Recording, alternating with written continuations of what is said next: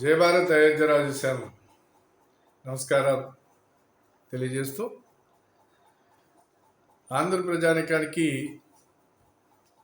నా తోటి ప్రజలందరికీ నమస్కారాలు తెలియజేస్తూ కొన్ని విషయాలు వ్యవస్థలు ఏ రకంగా తగులడ్డాయో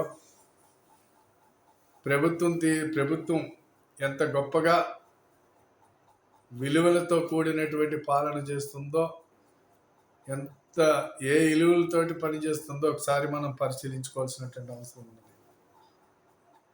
మిత్రులరా,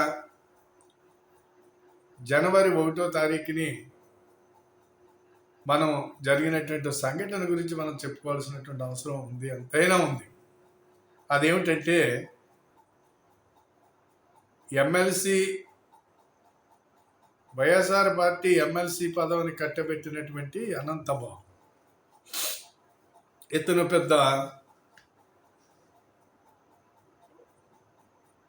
ఇతను చేసేటువంటి అనేక రకాలైనటువంటి సంఘ విద్రోహ కార్యక్రమాలు అనేది ప్రజలు చెబుతూ ఉంటారు. ఏదైతే అతని డ్రైవర్ని అతను చంపేసి ఇంటికి తీసుకెళ్ళి మీ వాడిని నేనే చంపేశానని అక్కడ పడేసి వస్తే అతన్ని అరెస్ట్ చేయడానికి చాలా రోజులు పట్టింది ఇక్కడ ఉన్నటువంటి పోలీసులకి. ఈ ప్రభుత్వం అతని పైన చర్య తీసుకోలేదు.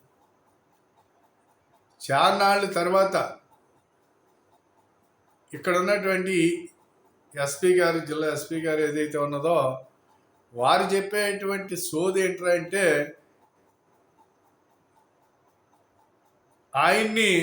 ఆయన చంపారు, అనంతబాబుని ఆయనే చంపినట్టుగా ఆయన ఒప్పుకున్నారు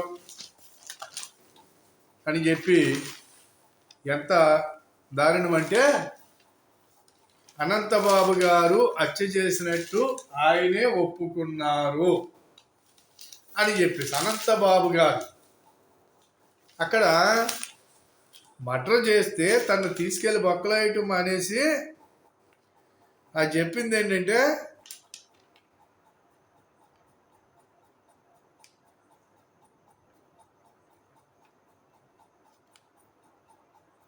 ఈయన ఎస్పి రవీంద్రబాబు అనమాట. రవీంద్రబాబు గౌరవ మర్యాదలు ప్రదర్శించారు. ఏ రకంగా అంటే ప్రతిసారి అనంతబాబు గారు నేరం చేసినట్టు అంగీకరించారు. అనంతబాబు గారు నేరం చేసినట్టు అంగీకరించారు. ఎస్పీ గారు చెప్పేటువంటి మాట ఇది. ఆయన అంగీకరిస్తేనే కానీ వీళ్ళు తీసుకెళ్ళలేదు. ఇది పోలీసు వ్యవస్థ. ఇలాంటి పనికిమాలందరూ ఈనాడు ఆ యొక్క వ్యవస్థలో పనిచేస్తున్నారు. పోతే ఈ అనంతబాబుని 1వ తారీఖున నూతన సంవత్సర శుభాకాంక్షలు చెప్పడానికి తన ఇంటికి వెళ్ళి, ఒక ముద్దాయి ఇంటికి వెళ్ళి వీళ్ళందరూ పోటీ పడి, ఎస్సీలు సిఏలు అందరూ కూడా పోటీ పడి పసుపు గుచ్చాలు ఇచ్చారు. చూసారు ఎంత బాగుందని. ఈ పోలీసు వాళ్ళు సామాన్య ప్రజలని హింసిస్తూ వీళ్ళకి ఎవరైతే విరోధులు ఉన్నారో ఈ నాయకులందరికీ ఆ విరోధుల మీద తప్పుడు కేసులు పెట్టమంటే పెట్టి వాళ్ళని హింసించి బాధిస్తూ ఈ 5 సంవత్సరాలుగా ప్రజల్ని భయభ్రాంతులకి గురి చేసినటువంటి వాళ్ళు ఈ పోలీసు వాళ్ళు. ఇది ఈ పోలీసు వాళ్ళు చేసేటువంటి కార్యక్రమం. మరి వీళ్ళు ఏ రకంగా వీళ్ళు ఉద్యోగాలు, ఇలాంటి వాళ్ళకి ఎలా వచ్చినాయి ఉద్యోగాలు నాకు అర్థం కావట్లేదు. ఏమి చదువుకున్నారు వీళ్ళు, చట్టానికి వీళ్ళు విలువేంటి?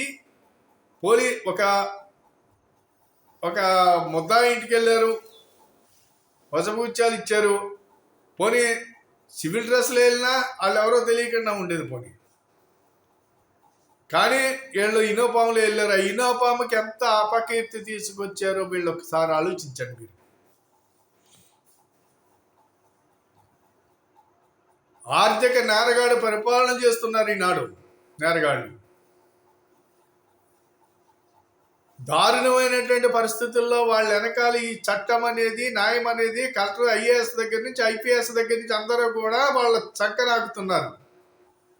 ఎందుకు నాకుతున్నారు? వీళ్ళ పని ఏంటి? మీరు ప్రజల సొమ్ములు తీసుకుంటున్నారు. ప్రజల కష్టాన్ని మీరు జీతాల రూపంలో తీసుకుంటున్నారు. మీరు ఏదైతే ఈ యొక్క సమాజం మీద ఉండేటువంటి న్యాయ అన్యాయాలు ఏవైతే జరుగుతాయో వీటన్నిటిని వ్యవస్థలో ఉండేటువంటి రూల్స్ అండ్ రెగ్యులేషన్ పాటించి ఒక పద్ధతి ప్రకారంగా వ్యవస్థల్ని నడిపించడానికి కావలసినటువంటి ప్రభుత్వం ఏంటంటే మీరు. కానీ మీరు చేసేటువంటి దౌర్భాగ్య కార్యక్రమాలు ఏంటంటే ఎవరైతే అధికారంలో ఉంటారో వాళ్ళ వెనకాల పోయి వాళ్ళకి మామూలుగా వాళ్ళకి వాచ్మెన్లుగా పనిచేస్తున్నారనే దాంట్లో ఎలాంటి సందేహం లేదు. ఇదా మీరు చేయవలసినటువంటి పనులు? ఈనాడు కావలసిన కాడికి ట్రాన్స్ఫర్లు చేయించుకోవటం,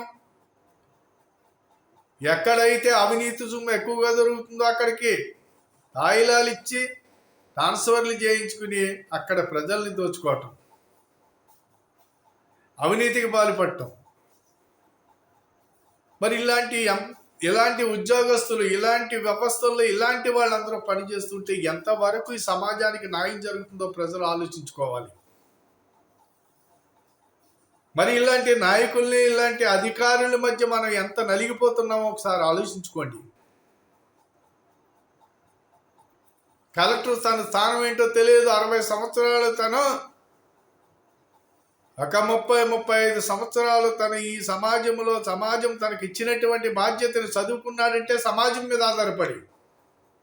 నువ్వు చదువుకున్నది సమాజం నిన్ను చదివించింది. నీకు ఉద్యోగం వస్తే నీకు జీతం సమాజం ఇస్తుంది.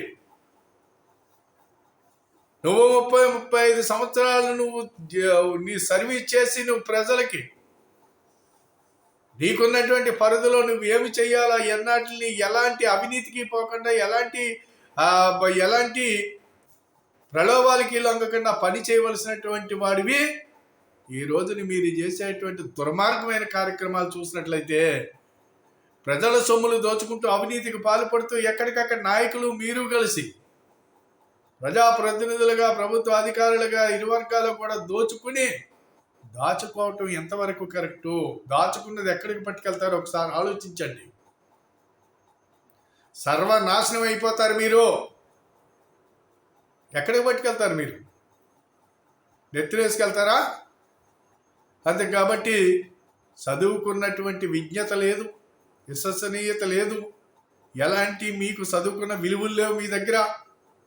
ఈ రోజున పోటీ పడి ఒక పోలీసు డిపార్ట్మెంట్ నుంచి ఒక ముద్దాయికి మీరు ఇచ్చేటువంటి ఎంత పోటీ పడి అతని ఇంటికి వెళ్ళి మీరు ఇస్తున్నారంటే చిగ్గు శరమ మీకు ఉందా అని మేము అడుగుతున్నాను. నేను అడుగుతున్నాను, ప్రజలు కూడా తిడుతున్నారు ఇదే రకంగా. అంతే. కాబట్టి ఆలోచించండి. అనేక చోట్ల అత్యాచారాలు జరుగుతున్నాయి, హత్యలు జరుగుతున్నాయి. ఎలాంటి వాటి మీద సరైనటువంటి విచారణ లేదు, సరైనటువంటి శిక్షలు ఎవరికి పడతలేదు, సరైనటువంటి న్యాయం చేయట్లేదు వీళ్ళెవరని. అవినీతికి లోబడి వీళ్ళు తప్పుడు రిపోర్ట్లు చేసి ఈనాడు ముద్దాయిల్ని కొమ్ము కాస్తున్నటువంటి ఈ డిపార్ట్మెంట్లు ఏవైతే ఉన్నాయో వీటన్నిటిపైన కూడా కన్ను ఇవ్వాల్సిన అవసరం ప్రజలపైన ఉంది. వారు ఆలోచించండి. మనం ఎన్నుకున్న నాయకులు కరెక్ట్గా లేకపోతే, మన దగ్గర ఉద్యోగం చేసేటువంటి వాడు ఎక్కడైనా సరే టీచర్ ఉన్నాడంటే వాడు పని చేయట్లేదు. విద్యా వ్యవస్థ సర్వనాశనం అయిపోయింది. విలువలు లేనటువంటి వ్యక్తులకి ఉద్యోగాలు వస్తున్నాయి. ఇక్కడ నీతి నియమాలు లేనటువంటి వాళ్ళకి ఉద్యోగాలు వస్తున్నాయి. పాఠశాలలోకి వచ్చేటప్పటికి విద్యా వ్యవస్థ నాశనం చేస్తున్నారు. అలాగే చట్టాన్ని కాపాడవలసిన పోలీసు డిపార్ట్మెంటు వాళ్ళు అవినీతికి పాల్పడి వాళ్ళు నాశనం చేస్తున్నారు. ఐఏఎస్లో, ఐపీఎస్లో రెవెన్యూ అధికారులు వీళ్ళందరూ కూడా మొత్తం ఎక్కడికక్కడ ప్రజాప్రతినిధులు దందాలు చేసి సామాన్యుడు నడ్డి విరగొడుతున్నారు. సమాజాన్ని అతలాకుతలం చేసి సమాజాన్ని భయభ్రాంతులకు గురి చేస్తున్నారు. అంతే కాబట్టి సామాన్యుడి పరిస్థితి దారుణంగా తయారవుతుంది. కాబట్టి ప్రజలు ఆలోచించుకోవాలి. మీ పరిధిలో ఎవడైనా ఉద్యోగస్తుడు చేస్తున్నాడంటే ఆడు తప్పు చేస్తే ఖచ్చితంగా ప్రజలు వాడి పైన తగు చర్య తీసుకోవాల్సింది కూడా ప్రజలైతేనే. ప్రజలలో తిరుగుబాటు వస్తే మాత్రమే ఇలాంటివన్నీ కూడా మనకు కంట్రోల్ అవుతాయి. ఎవడైతే ఈనాడు దోచుకున్నారో వీళ్ళందరినీ కూడా తిరిగి కక్కేలాగా మళ్ళా ప్రజలు ఆ ఆస్తులు స్వాధీనం చేసుకునేటువంటి పరిస్థితికి ప్రజల చైతన్యం అయితే ఆంధ్ర రాష్ట్రంలో ఈ రాజకీయ నాయకుల దగ్గర దోచుకున్నది వేలాది కోట్లు, లక్షల కోట్లు ఉందో ఒక్కొక్కటి దగ్గర. వీళ్ళందరూ తిరిగి సొమ్ము అందరి దగ్గర కూడా తిరిగి అలాగే అధికారులు దోచుకున్నటువంటి సొమ్ము. వీటన్నిటి మీద ప్రజలు తిరుగుబాటు ఆలోచన చేయకపోతే ఖచ్చితంగా మనం చాలా నష్టపోతామని చెప్పేసి సందర్భంగా తోటి ప్రజానికన్నా అందరినీ కూడా నేను కోరుతున్నాను. ఖచ్చితంగా తిరుగుబాటు చేయాలి.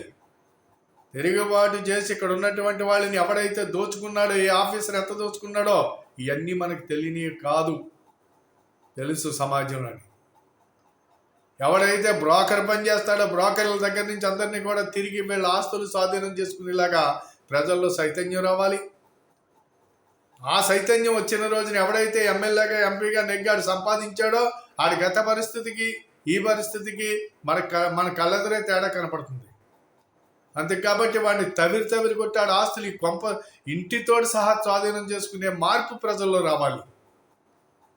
ప్రజల సొమ్ము దోచుకునేటువంటి వాళ్ళందరిపైన కరెక్ట్ అయినటువంటి నిర్ణయం తీసుకోవాల్సింది ప్రజలు. ఈ ప్రభుత్వాలు అప్పుడు మాత్రమే మారుతాయి. అప్పుడు మాత్రమే మనలోంచి మంచి వ్యక్తులు ఎవడైతే మామూలుగా మంచి వ్యక్తుల్ని మనం గెలిపించుకోగలుగుతామో అని చెప్పేసి సందర్భంగా అందరినీ కోరుతూ, మరి మీరందరూ కూడా నేను చెప్పినటువంటి ప్రతి విషయాన్ని కూడా ఒకసారి ఆలోచించి మీరు తగ్గ ఆలోచనలు చేసి రాబోయేటువంటి ఎన్నికల దగ్గరికి వస్తున్నాయి. ప్రతి సన్నాసి ఎదవకోరులు చెబుతూ ఉంటాడు. మన మధ్యలో నుంచి ఏ నాయకుడైతే నీతికి నిజాయితీకి కట్టుబడి పనిచేస్తాడో అటువంటి వ్యక్తుల్ని మనం ఒకసారి ఆలోచించి ఓటు చేయవలసినటువంటి అవసరం ఉంటుందని చెప్పేసి సందర్భంగా కోరుతూ సెలవు తీసుకుంటున్నాను. జై భారత్, జై హింద్. ఆలోచిస్తారని అందరినీ ఆశిస్తూ సెలవు తీసుకుంటున్నాను. నా వీడియో సబ్స్క్రైబ్ చేసి 10 మందికి షేర్ చేయమని కూడా కోరుతున్నాను.